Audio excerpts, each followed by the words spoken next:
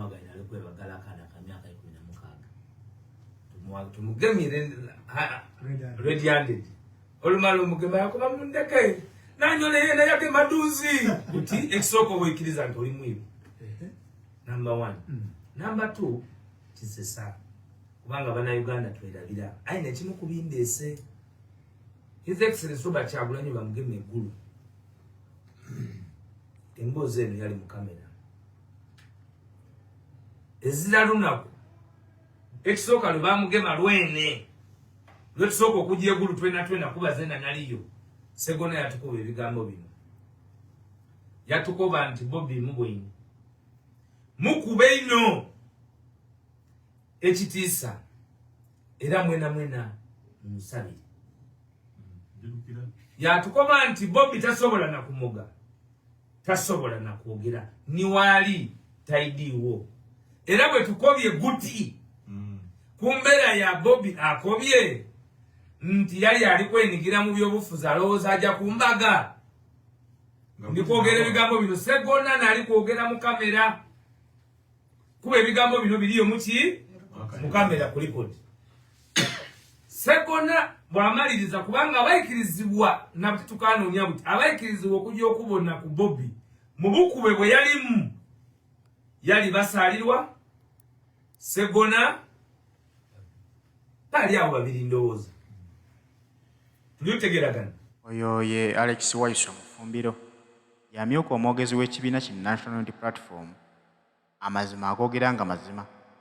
tewakyali kwekwekerera abantu kubanga ebbanga lye bamaze nga babikkirira abantu bye batuusiza ku kibiina ki National Unity Platform tubirabye babadde banatera okukitunda ewa Mwami Museveni nga bwe bakola DP abasinga obungi bava mu DP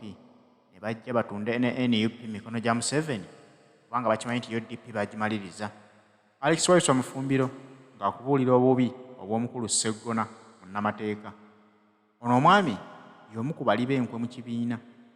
be bamu wabadde basinza Mpuuga nga kabaka Mpuuga abadde yazimba obwakabaka bwe mu NUP naye nga Kyagulanyi Robert Ssentamu tabumanyi yagenze okutuuka okubugwamu abakulu bano okutandika okuzza obutambi emabega nga balaba ebintu bino tebigatta abantu bonna bakkiririza mu Mpuuga ddala nga balina mishoni zaabwe ezabaleeta ate nga bw'ogoberera ku background zaabwe wamma ddala si bantu balungi ku lw'ebyo ebyali bizze bibeerawo nga birabikira mu mivuyo gye bakola bo bennyini e kaseera Waiso Mufumbiro ayabye abantu bano oba bafulume NUP bafulume tutegere nti tusigaze abantu abali ku lwaffe nga baliwo ku lw'omuntu wa bulijjo anyigirizibwa so si okuli obuli ensimbi Haji Setu omusomi w'edduwa mu kujjukiza nti bw'omukubira ku ssimu ye agenda kukusomera ku dduwa ze ebibadde bikyesibye embulamu bwo bitambule bulungi ayagala empapula ezigenda ebweru Haji Setu okusomera ku dduwa ye toyinza kulemererwa abanoonya emirimu bangi basomedde ku dduwa ze nga kati emirimu bakola n'abo abaagala obbongeza ensimbi emirimu gye bakolera nabo abayambira ddala gwe atannaba mukubirako mufunire ku ssimu eri 0703 39 25 ye Haji Setu omusomi w'edduwa titirishwa bwe bamala okubanga bayogera Honorable Segona akoba n'abamagye batya nga tibasobola kutransportinga Bobby kumbeera ye yalimu ku ground bamuta ku noni nga tasobola kukola ki kwogera ku bigambo byani ya Segona abantu batandika okubanda Bobby batuwa paka lwakuna ensi yona ina mwikuze ki S2K kuba abantu bali batebereza nti n'okufa aboneka akoze ki afiire era nga tali kunsi tali kutegeera ensi bwesituka ngeri kumulinda okumubona ku kulwokumeka bamutambuza amalwaliro era yatukobera bamwidanda bakubanga amagye nagasinga okuba n'eddagala likola ki era bamutwala ni mu labs weda amaani edafulumizibwa mu New Vision nti Bobby yatakozesanga ku ndaga kyafulumira mu New Vision nga bamutestinze mu labs dona bamutayire ku makere n'agama ki agamaani Bobby Kyagulanyi ndukira nti kolo lunaku amaadi gagwa yalira yajja paka mu motoka kuba yatambulire mu primo nze nalinze Honorable Kasozi Honorable Balance Wanyana ne Jeff Senyange bwe balekula Bobby mu General Court Martial lawyer yaliyo ni Segona akulo yayogera ni Segona nti bajja kwira mbagemani Bobby era Bresa akulo ne yali CID era okwira mugema Bobby yaida ne motoka ejo okwira mugema Bobby yali Bresa akulo ni Segona lawyer wani wa Bobby nga alikogera kigamu na ile kitya kidala ezirangeri yona mu Uganda oyinza akoba okutola ku ngoyo musiru wa baluwa na diguli nti Bobby n'ekitumu lyalina nga mukube asobola okwemerera ku njira ni mukazi we Bobby round about umuulirize wano obusiru obwo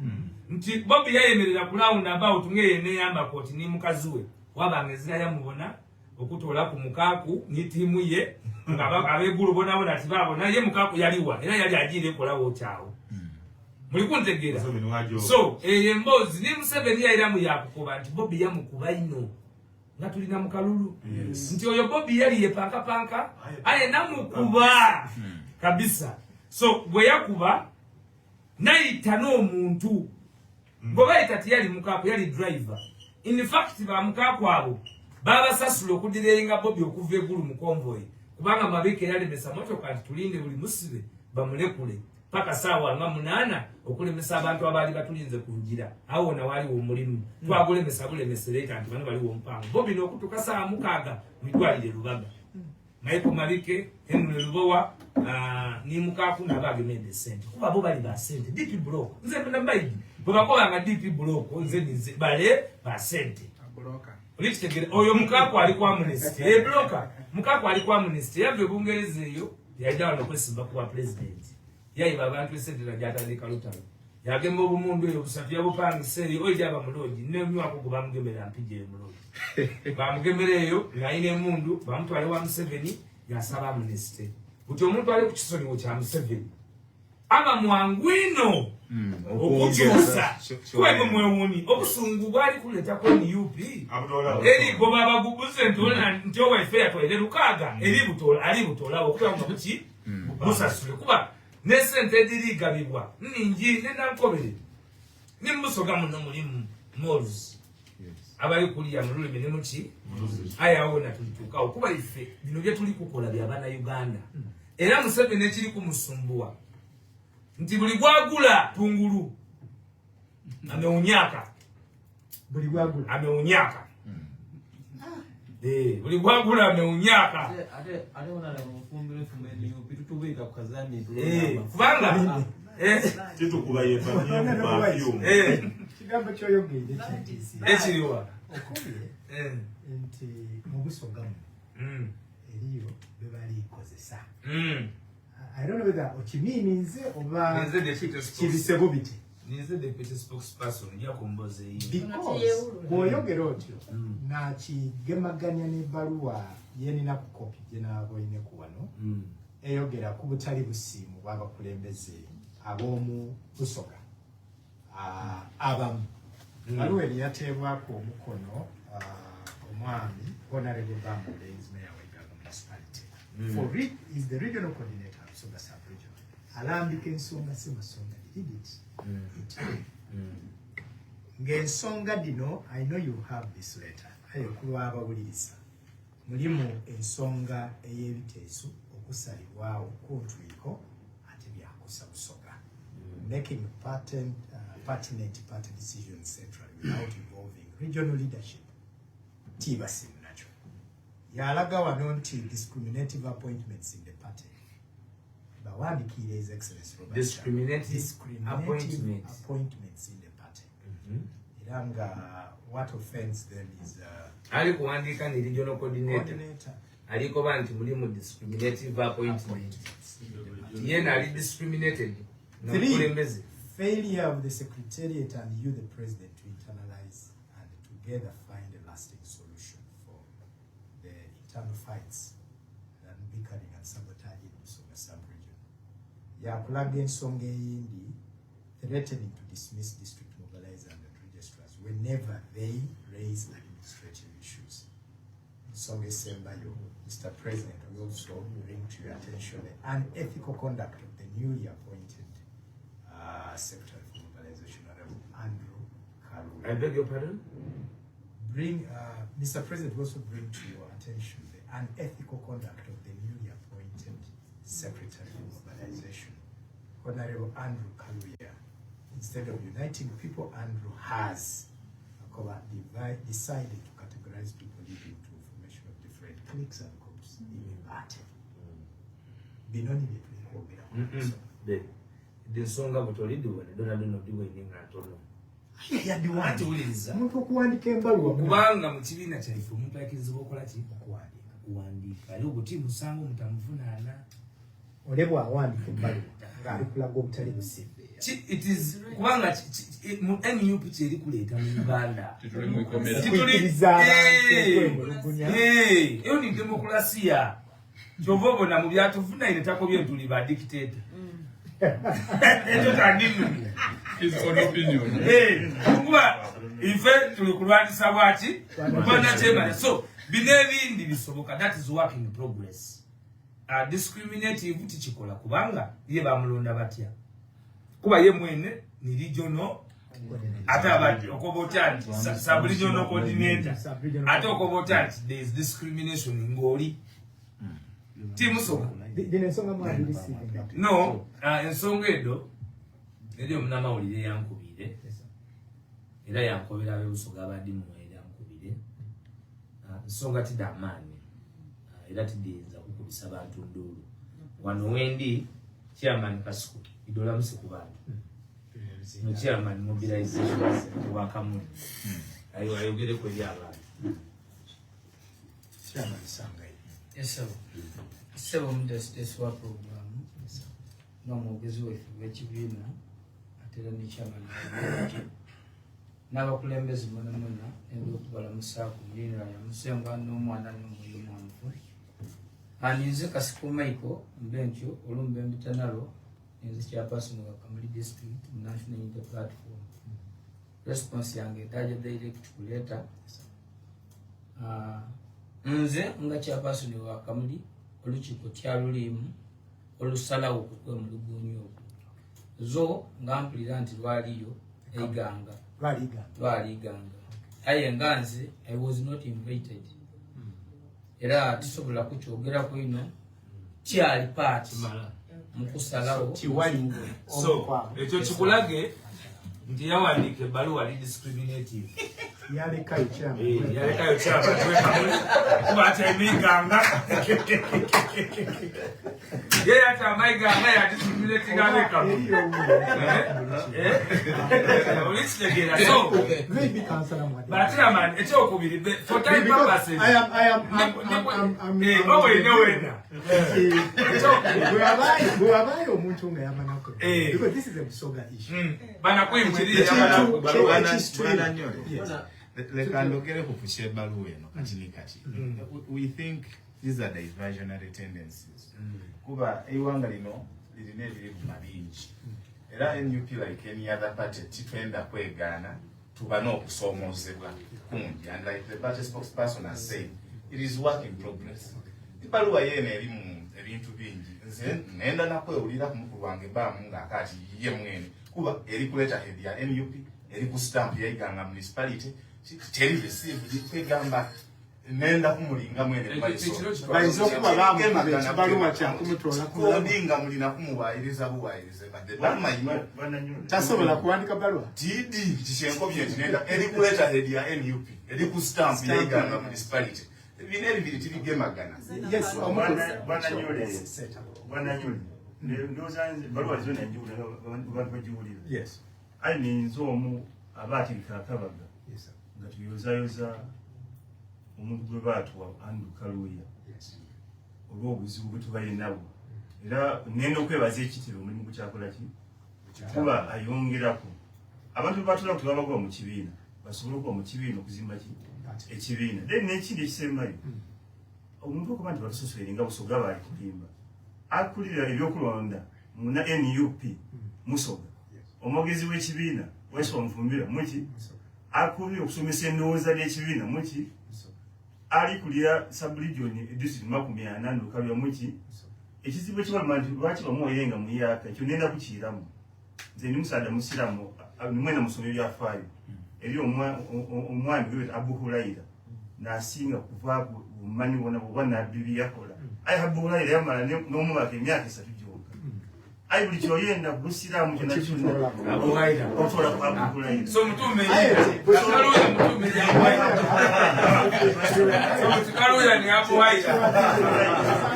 Kaluya Abu Huraira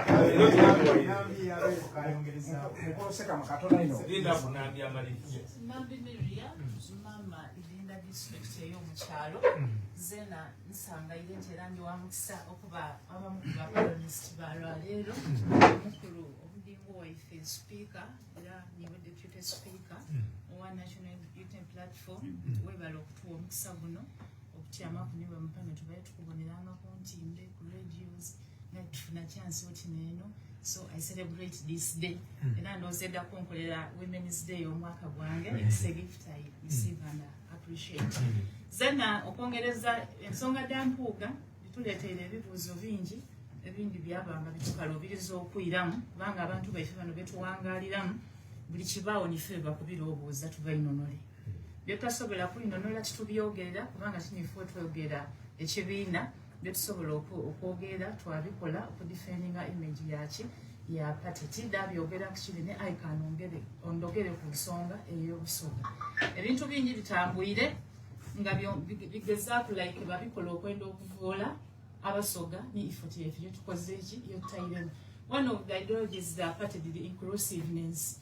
but what tuzimba party eno tia his excellence Robert Kyagulanyi Ssentamu n'abakulembeze ab'okuntiiko akiri ekintu kyaife tunatuno twasala okutambulanga national unity platform as members. So buti omuntu omulala ati bwavaayo olwa selfish interested n'ayenda akozese position gy'aba alimu okwenda okuyipankanya n'okuyisa effort yetukoze eki yetutayire mutwana kiba kitugema kuyaba collective effort okukirwana. So nze buti ku baluwa eneeyabairewo webanga ntuufu oba tintuufu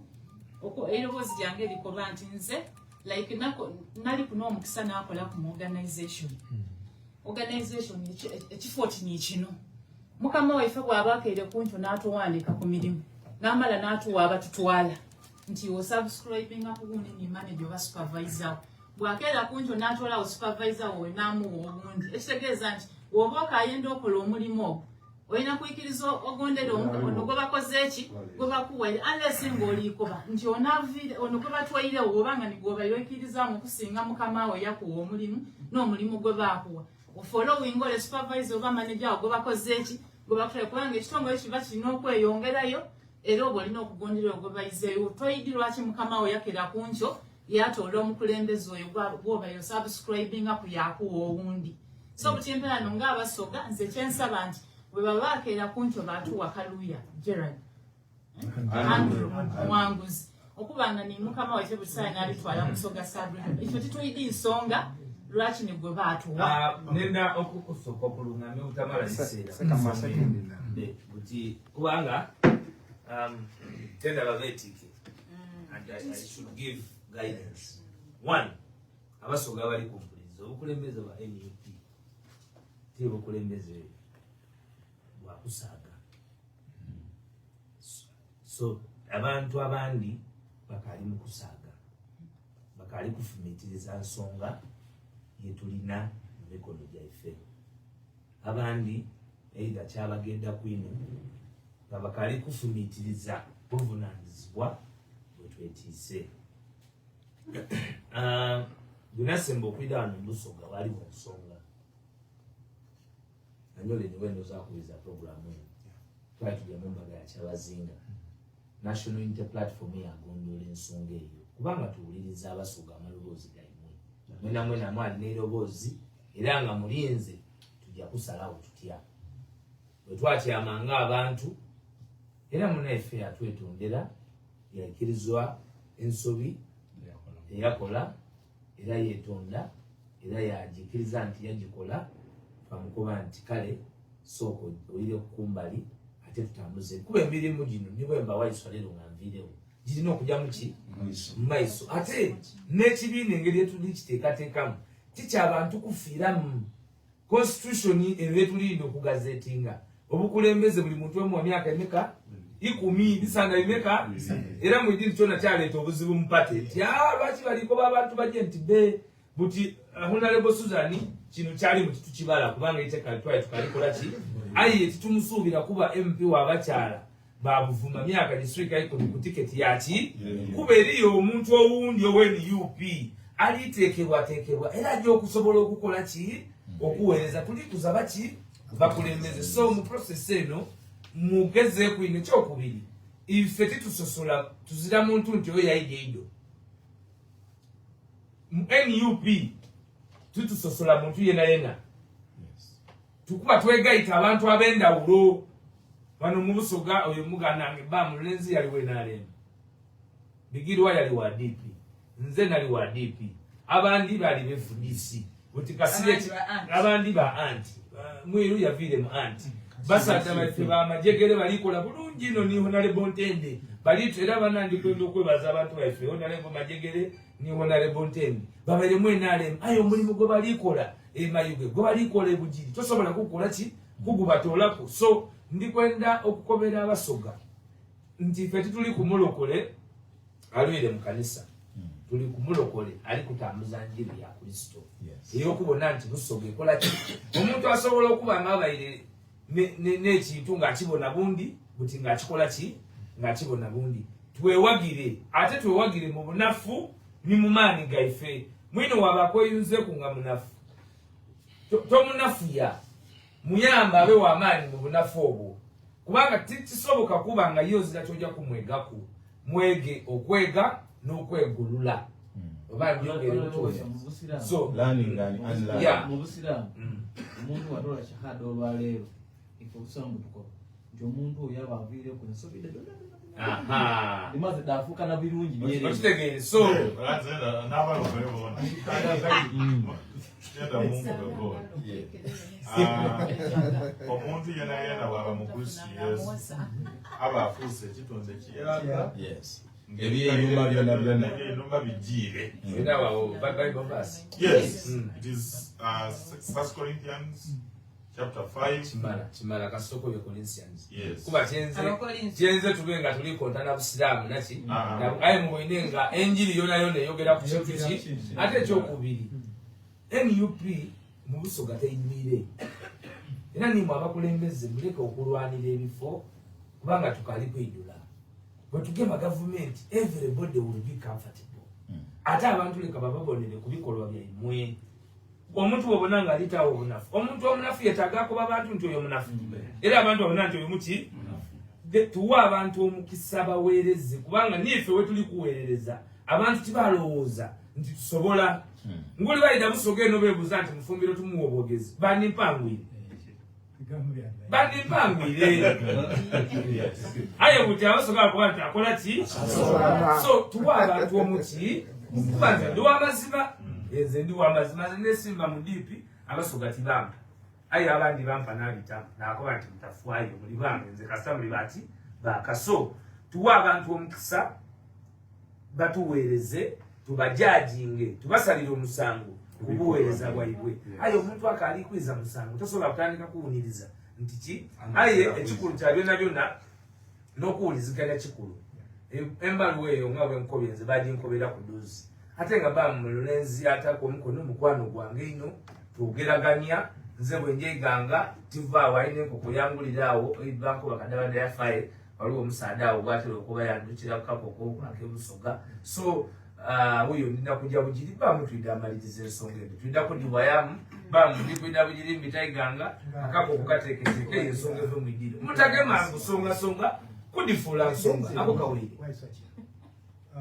mpuuga bw'atagondera biragiro ya kaate yalekulira mwene kirendere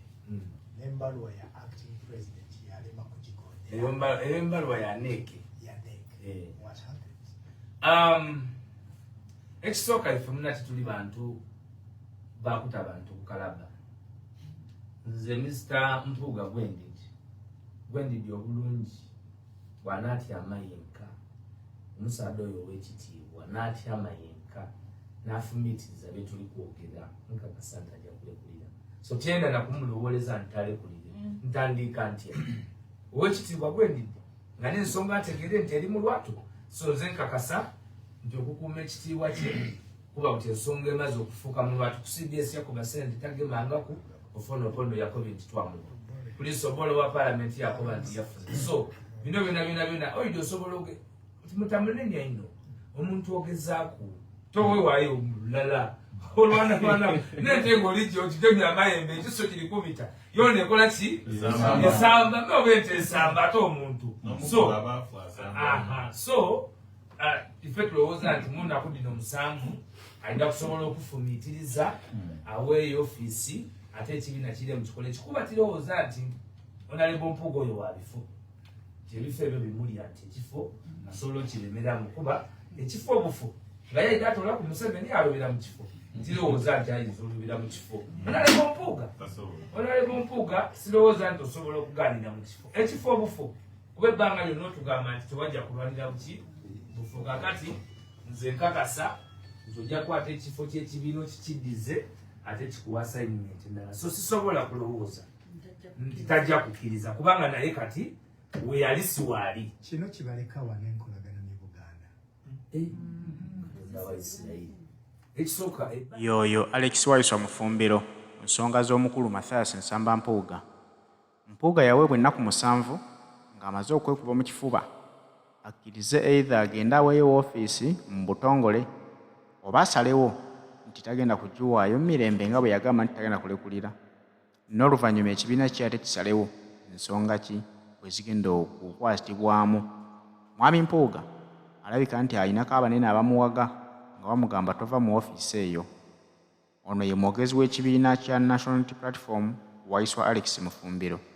agamba nti ennaku ezisigaddeyo ziri 3 zokka singa omukulu aba tawaddeyo woofiisi ate ekibiina kigenda kukwata ensonga ezo mu ngeri endala ennyo omukulu asobola okufuluma woofiisi n'ekibiina ate kironde komishona omulala n'olwekyo ndowooza banaasavinga 2 singa oli anaaba giremeddemu naye ng'ekibiina kye kirina obuvunaanyizibwa okuwa paalamenti komishona agenda okutula mu woofiisi eyo. Nakobye yanyole niwo baidi bombi olakola mu ofisi yapo so olwo ngaita bintu bino abantu bali kulevu yaba bwala DC ate kuwa yansonga n'abakida abakolowo ekyo kikulu ino ku 0776 9 9 0 0 6 0 7 5 9